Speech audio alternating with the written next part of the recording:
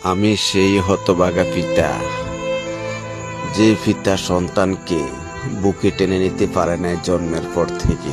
আমি সেই হতভাগা প্রবাসী বাবা।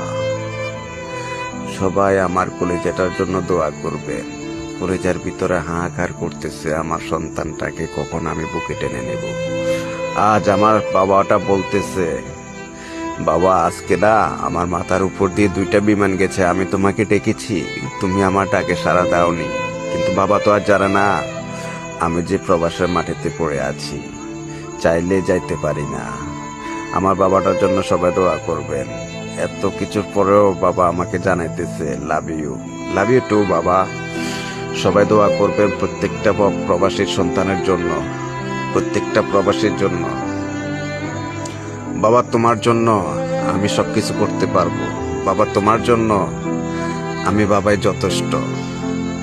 ভালো থাকো, সুস্থ থাকো, আল্লাহ হাফেজ।